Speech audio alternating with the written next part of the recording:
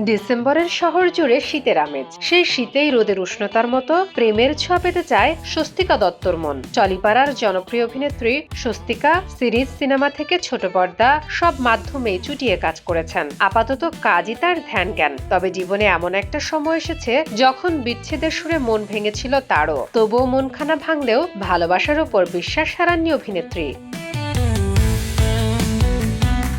সম্প্রতি আনন্দবাজার.com-কে দেয়া এক সাক্ষাৎকারে স্বস্তিকা অকপটে বলেন, এই শীতের শহরে প্রেম করতে ইচ্ছে করছে, কিন্তু এখন প্রেমে মানুষ পাগল হয়ে যায়, ছাগল হয়ে যায়। এখন প্রেমে ফোকাস করলে আমার কাজের দিকটা ঘেটে যাবে। আমি খুবই ইমোশনাল ফুল মানুষ, আবার খুব সাংসারিকও। আমি জেনজির প্রেমে বিশ্বাস করি না, আমি কথায় বিশ্বাস করি, কারণ ভালোবাসায় ভালোবাসাটারও দরকার। কথাতেই শুরু, কথাতেই শেষ।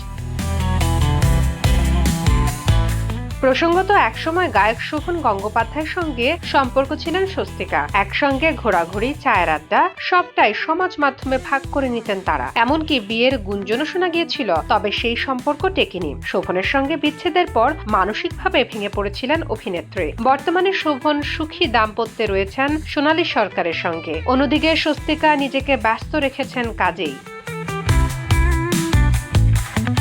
এই মুহূর্তে তাকে স্টার জলসায় প্রফেসর বিদ্যা ব্যানার্জি ধারাবাহিকে নাম ভূমিকায় দেখা যাচ্ছে। পাশাপাশি 2026 সালে মুক্তি পেতে চলেছে ইন্ডোস প্রোডাকশন হাউসের ছবি ভানুপ্রিয়া ভূতের হোটেল। আগামী 23 জানুয়ারি মুক্তি পাচ্ছে এই ছবি, যেখানে স্বস্তিকার বিপরীতে থাকছেন বনি সেনগুপ্ত। ছবিতে আরো রয়েছেন মিমি চক্রবর্তী, সোহম মজুমদার, অনামিকা সাহা, শ্রুতি দাস সহ এক ঝাঁক তারকা।